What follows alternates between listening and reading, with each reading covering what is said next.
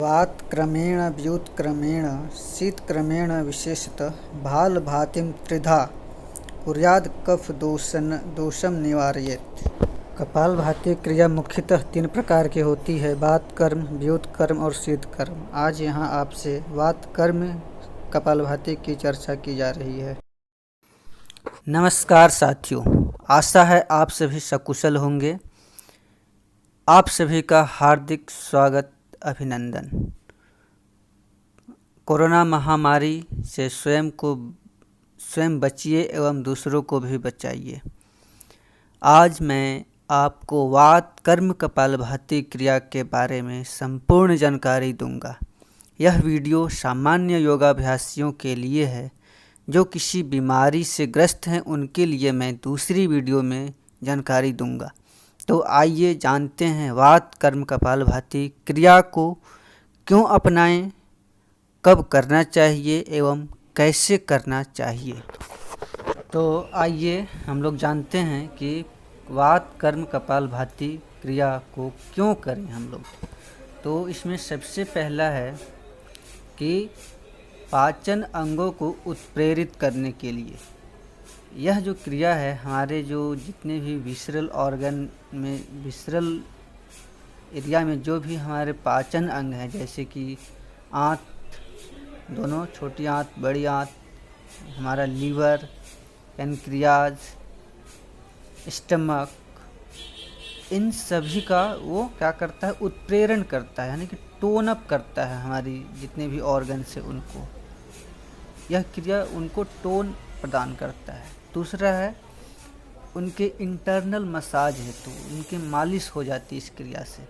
जब भी हम ये क्रिया करते हैं तो जो हमारे आंतरिक अंग हैं, ये सब आंतें, स्टमक या लीवर, पैनक्रियाज, ये सब उनकी इंटरनल मसाज हो जाती है और वो अपना जो कार्य क्षमता है उनकी बढ़ जाती है और अपना जो प्रदर्शन है वो अच्छा देते हैं, यानी कि हमारी जो पाचन क्षमता है वो उसको बढ़ा देते हैं, अच्छा कर देते हैं।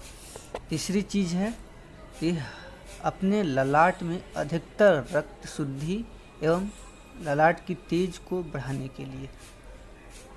हमारा मस्तिष्क का जो अग्रभाग है इससे यह प्रभावित होता है इस क्रिया से, और उसमें रक्त का प्रवाह अधिक हो जाता है और जिसके कारण हमारे ललाट में लालिमा और तेज बढ़ जाती है।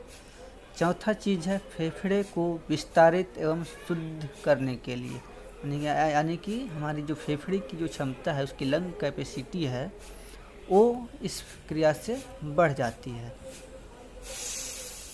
और रक्त की शुद्धि तेज होने लगती है, यानी कि उसमें रक्त शुद्धि का जो उस क्रिया है उसमें तेजी आ जाती है और हमारे पूरे शरीर को शुद्ध रक्त मिलता है इस क्रिया के द्वारा। फिर है 5वां, श्वास रोगों जैसे ब्रोंकाइटिस और शुरुआती में दमा को दूर करने के लिए। यह बहुत ही अच्छा तरीका है, अच्छा उपाय है इन रोगों के लिए। फिर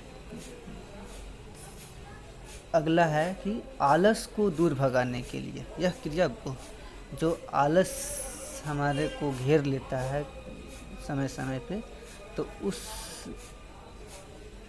को दूर भगाने में यह बहुत ही अच्छा उपाय है। और हमें जब सुबह कभी आलस के कारण नींद नहीं टूटती, तो ये क्रिया अगर हम लगातार कुछ दिनों तक करें तो हमें सुबह का जो आलस है वो दूर हो जाता है और हमें नींद को छोड़ने में कोई परेशानी नहीं होती है, हम आसानी से जग जाते हैं। और लास्ट है कि ध्यान में अच्छा प्रगति हेतु, अगर हम ध्यान प्रक्रिया को अपना रहे हैं तो उसमें अच्छा प्रगति चाह रहे हैं तो इस क्रिया का करना बहुत ही आवश्यक हो जाता है। और यह जनरली हमें लाभ देता है कि ध्यान को अधिक प्रगाढ़ बनाने के लिए। तो अभी तक आपको जवाब मिल चुका होगा कि कपालभाति वात कर्म कपालभाति का अभ्यास क्यों करें? इतने सारे लाभ हम लोगों ने जान लिए। अब है अगला क्वेश्चन कि इसका अभ्यास हम लोग कब करें।